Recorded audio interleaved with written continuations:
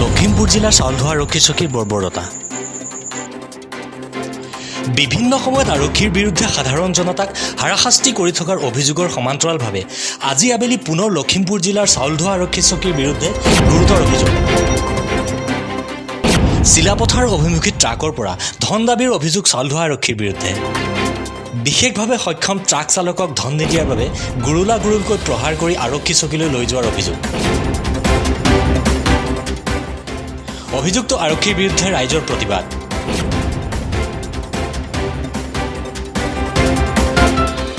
পুলিচে কৈছে মোক ক'লে কি তুমি কোন হয়, তুমি কিয় আহিছা ইয়াতে? মোৰ লগৰ লগা হয়, মই ড্ৰাইভাৰ হয়, ইয়াৰ লগত আহিছোঁ আৰু ভাত মই বনাব দিছোঁ। মই আজি নহয় সদায় আহোঁ, ভাত খাই মই যাওঁ।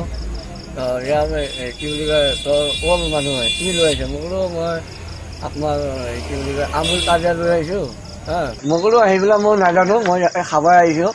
খাই কিনি আৰু যাই আছোঁ। কি হ'ল মই পইচা বিচাৰিলে মোক 500 টকা, 500 বেছিয়ে বিচাৰি তাৰে পুলিচে। মই বোলো পইচা মই নিদিওঁ।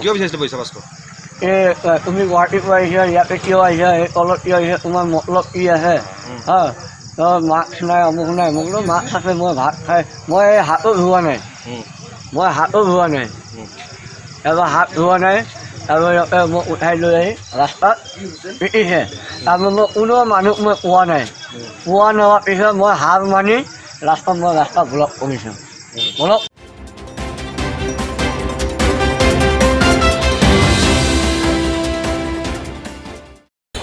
আচলতে গুৱাহাটীৰ পৰা পাছিঘাটৰ অভিমুখে আহি থকা এখন গাড়ীখন ইয়াতে খাৰা কৰি তেখেতে গুৱাহাটীৰ পৰা আহি থকা অৱস্থাত মানে বাটত ভাত খাবলৈ নাপায়। হোটেলত তেখেতলোকক গুৱাহাটীৰ প্ৰায় ড্ৰাইভাৰবিলাকক ভাত দিয়া নাছিলে।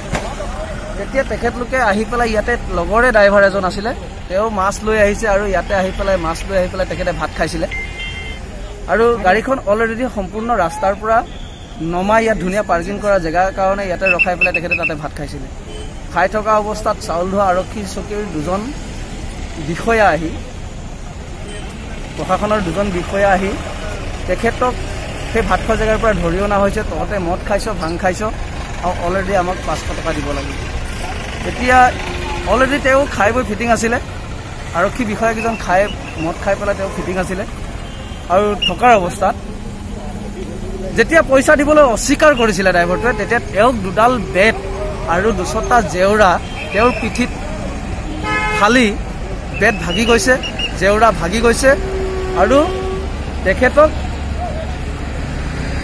মৰিয়াই মেলি থানালৈ লৈ গৈছে 500 টকা নিদিয়াৰ বিনিময়ত। থানাত যেতিয়া IC ছাৰে তেখেতক মেডিকেল কৰাই অলৰেডি তেখেতক জেলৰ ভাবুকি দি আনি পেলাই ইয়াত যেতিয়া ৰাস্তা ব্লক আছিলে, ইয়াত যেতিয়া হুলস্থুল পৰিৱেশ হৈছিলে, তেতিয়া আনি পেলাই ইয়াত বিশেষভাৱে সক্ষম নোহোৱা ড্ৰাইভাৰজনক, তেখেতৰ আঙুলি নাই, তেখেতে মুখেৰে ভালকৈ মাতিব নোৱাৰে, তেনেকুৱা এজন ড্ৰাইভাৰক আনি পেলাই ইয়াত থৈ গৈছিলে। তেতিয়া ৰাইজৰ গণতান্ত্ৰিক আন্দোলনত সেও মানি এতিয়া সেই চালকজনৰ ন্যায় বিচৰাত এতিয়া তেখেতলোকে সেই পুলিচ বিষয়াকেইজনৰ ওপৰত আইনী ব্যৱস্থা ল'ম বুলি আমাক লিখিত প্ৰতিশ্ৰুতি দিয়াৰ পিছত আমি বৰ্তমান ৰাস্তা এৰি দিবলৈ আমি বাধ্য হৈছোঁ। ধন্যবাদ। এতিয়া প্ৰশ্ন হয়, অসম আৰক্ষীৰ এই অমানসিক বৰ্বৰ অত্যাচাৰৰ শেষ ক'ত? সাধাৰণ জনতাৰ বাবে যদিও কৰোনা অভিশাপস্বৰূপ হৈ পৰিছে, সেই একেই ক্ষেত্ৰত অসম আৰক্ষীৰ বাবে যেন কৰোনা আশীৰ্বাদস্বৰূপ হৈ পৰিছে।